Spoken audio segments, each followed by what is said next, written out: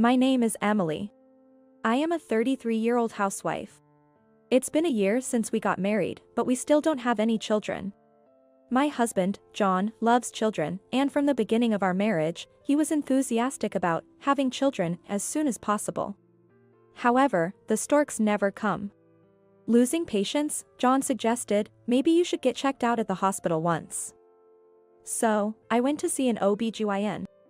After undergoing numerous tests, I was relieved when the doctor told me, there's nothing wrong with you. But then, out of the blue, John declared, I'm sorry. I want a divorce. Why? There's nothing wrong with my body. I really want kids soon. Staying with Emily, I can't stand the uncertainty of not knowing when that'll happen. I was speechless. We've only been married for a year, haven't we? Since it's proven I can conceive, couldn't you have waited a bit longer? But, Emily, you're already 33. You'll be an old lady by the time we wait, or maybe you already are. I want to give my kids a young and beautiful mom. To give. What could that possibly mean? Was he thinking of his wife as some object? It pierced deep into my heart. But I loved John. I desperately tried to persuade him to reconsider divorce, but I couldn't change his mind, and we separated after just 1 year. I was so devastated that I couldn't think of anything else, but as time passed, I began to see John's true nature. He didn't love me as much as I thought. Perhaps he only saw me as a tool for having children. It turned into conviction 2 years later. I heard from my friend Samantha that John had ended up in a shotgun wedding with his new girlfriend. Samantha, a close friend since our school days, happened to work at the same company as John by coincidence. So, she was a mutual friend of John and me. Her straightforward personality made her popular among both men and women. John, relying on that, seemed to consult her about anything. John's current wife was involved with him even while you were married, it seems. What? Does that mean he was cheating? Yes, he blamed the inability to have children on Emily and was conveniently playing around with another woman. Samantha slammed her coffee cup down roughly and looked at me. Emily, you shouldn't be sad over such a guy. Find someone new.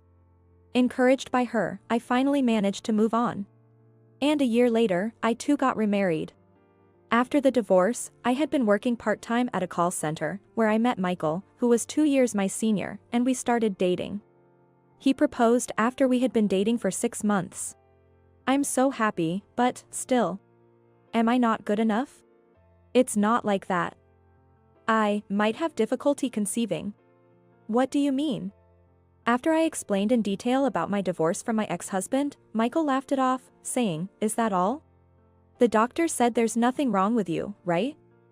Besides, conception is something a couple should face together. You shouldn't think it's all your responsibility. Hearing that, tears spilled from my eyes. Even if, just if, we can't have children, then we'll just walk through life together, just the two of us. The warmth of Michael's embrace, saying that, is something I'll never forget for the rest of my life.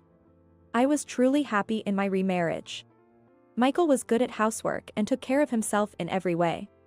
Living alone for so long did that, but thanks to that, I met Emily, so I'm grateful to God, he said with an embarrassed smile. He was also a great cook, treating me to authentic Italian cuisine. John wouldn't even take out the trash, and having thought all men were like that, everything about Michael was a surprise to me. I must have been truly fulfilled. Then, one day, 6 months into our marriage, I discovered I was pregnant. During a routine checkup at the OB/GYN, I was told, Congratulations. In disbelief, I returned home and shared the news with Michael, who had just come back from work. Seriously? Way to go, Emily. I was shocked when he suddenly grabbed me by the waist and lifted me up. Hey, cut it out, Michael. Sorry. We wouldn't want to startle the baby. He hurriedly put me down and gently stroked my belly. I'm so glad you're happy. Of course. It's our child, after all. Seeing Michael's eyes well up made me feel like crying too. It's all thanks to you, Michael. Being with you, I've always felt so at peace. I think that's why I was able to get pregnant. Take care of yourself, okay? Don't push yourself too hard. Yes, I understand. The following 10 months were like a dream. with hardly any morning sickness, and once I entered the stable period, going shopping with Michael and picking out baby items was truly fun. Then, as the due date approached with just a week to go, my phone rang. It was from John.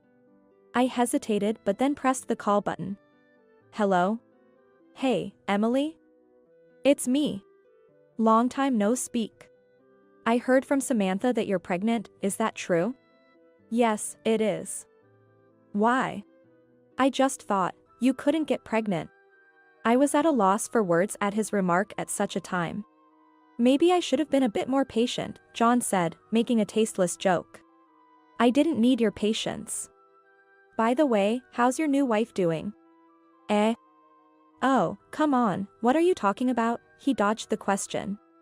Well, either way, it's none of my business anymore. Bye. I hung up with a sharp tone.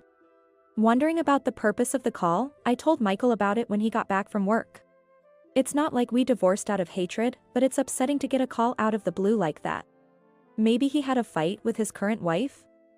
Wanted to vent? It didn't seem like that. He even made a rude comment about how he should have been a bit more patient. Maybe he wanted to celebrate your pregnancy? No way, Michael, you're too kind-hearted. Michael, chuckling, is truly a kind person. Being with such a kind Michael made me feel silly for being angry, so we switched the topic to the baby. It's a girl. The doctor told us at the last checkup. We discussed names for her again that day. Michael's eyes sparkled with joy. Can't wait to meet her. Very soon. Exactly a week later, our baby was born. We named her Amanda. Holding Amanda, Michael tearfully kept saying, thank you, to me over and over again. After being discharged, I started my days of struggling with childcare. Of course, Michael helps, but we both keep making mistakes since it's all new to us. If only we had grandparents to rely on at times like this. Can't help it. Our parents live far away. Maybe you should have gone back to your hometown. It's okay. No matter how tough it gets, I want to be here with you and Amanda. Even though there were many sleepless nights due to the baby's crying, just looking at Amanda's face was healing. 3 months passed, and by the time we started mixing formula with breastfeeding, we finally began to sleep more peacefully. One day, Samantha came over with a gift to celebrate the birth. Wow, so cute. Seeing Amanda asleep in the crib, Samantha exclaimed softly. Congratulations, Emily, truly. Thank you. I'm so glad you came. I wanted to come sooner, but sorry, okay? What are you talking about? I'm just happy you could make it, knowing how busy you are with work. We sat down facing each other with the cake and coffee Samantha brought as gifts. As we got excited talking about Amanda and brewed a second cup of coffee, Samantha said, you know. I was hesitant to bring this up, especially when you're at the peak of happiness, Emily, but will you listen? What is it? You're being so formal. Well, it's about John. You know he had a child with his current wife right away, right? So? He used to think the infertility issue was on your end. Of course, he would. But he changed his tune when he found out you were pregnant. Started wondering if the problem was with him after all. I was more puzzled by John's health than anything, thinking, why now? John has a child, doesn't he? What's the issue then? That idiot. He's been accusing his wife, saying, it's not my child. Whose seed did you take? Samantha was utterly dumbfounded. What? That's too much of a leap, even for him. I thought he was a real fool when he came to me with that. So, John was seriously troubled by this? Seems like it. Still, Samantha appeared to have consoled him. And guess what he said? Can't change a slut's ways. Can't trust anyone. Who's he to talk? It's astonishing how he can say such things without reflecting on himself. Both Samantha and I were beyond exasperated. His wife was furious. They had a huge fight, and she went back to her parents' house. As she should. He came whining to me, what should I do? But I yelled back, how should I know? Imagining John being scolded by Samantha made me laugh again. Anyway, that's the mess John's in. I'm worried he might say something unnecessary to you, Emily. It's fine. He's no longer related to me. Yes, but he's not in his right mind these days. Seeing Samantha genuinely concerned, I thought about how kind she truly is. I'll block John's number. Good idea. I'll tell him not to contact you too. Just then, we heard Amanda's cries as she woke up from her nap. I stood up and picked her up. Can I hold her too? Samantha reached out her arms. As we both comforted Amanda, John's matter completely faded from my mind. A month passed, and I was busy with the hectic days of childcare. There had been no contact from John. But then, unexpectedly, John's wife came to visit with their child. She said she got our address from her mother-in-law. I had informed the in-laws of our whereabouts just in case. John's wife, who introduced herself as Judy, seemed to be in her 20s, with large, expressive eyes, giving her a cute appearance. Bob, who is nearly 2 years old, looks just like Judy. We sat facing each other on the sofa. Bob was enthusiastically entertaining my daughter, who was lying down. I'm sorry for coming out of the blue. I just really needed to apologize to you, Emily, Judy started. Apologize? Yes. I didn't know John was married when we started dating. I felt truly sorry about everything that happened. I was honestly baffled as she apologized. The truth is, I'm troubled by this late apology, was what I really felt. Did you come all this way just to say that? No, it's just that, we've decided to get a divorce. What? With John? Yes. I know it's none of your business, but I just had to talk to someone about it, so I came here. Judy began to pour out her story like a floodgate had opened. Her story was one shock after another. He kept berating me, insisting the child wasn't his. Then I'll show you proof, I said, and we got a DNA test to prove the parentage with John. So, the problem was resolved, right? It's not that simple. You're still dirty. I only married you because you could bear children, he would say whatever he wanted. But as soon as the test results came back, he flipped, saying, oh, great, great. Now we can ease ourselves and have a second one. How could I forgive that? Judy was furious. Sure, I might have been the other woman, but John was the one who deceived me. Judy slammed the table hard. Hey, calm down. You'll scare the kids. I'm sorry. She seemed to come back to her senses and lowered her head.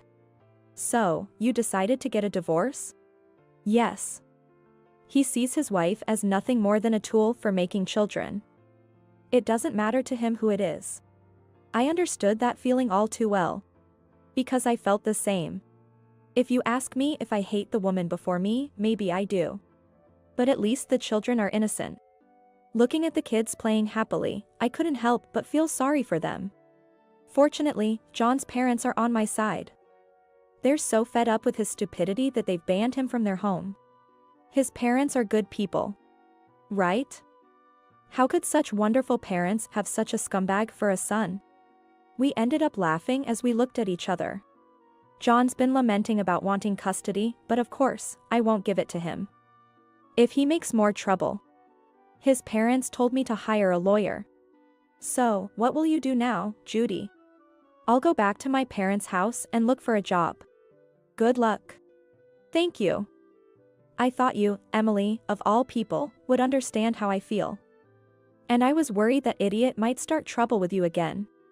Please be careful. Feeling an odd sense of solidarity, I no longer felt like blaming Judy. Both of us lacked judgment in men. Not at all. Look at you, Emily, you've found such a wonderful husband now.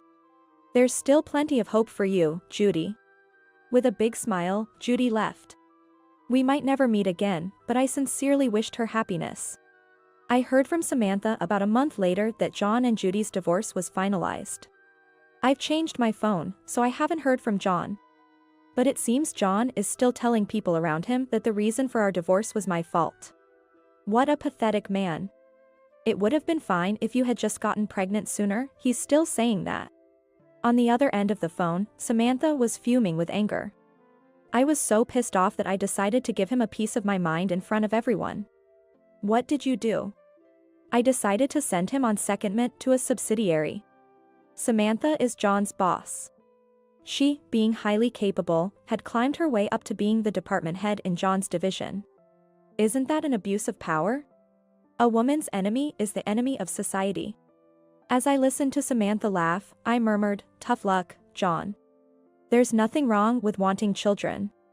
But men who only see women as tools for childbearing don't deserve to thrive in this world."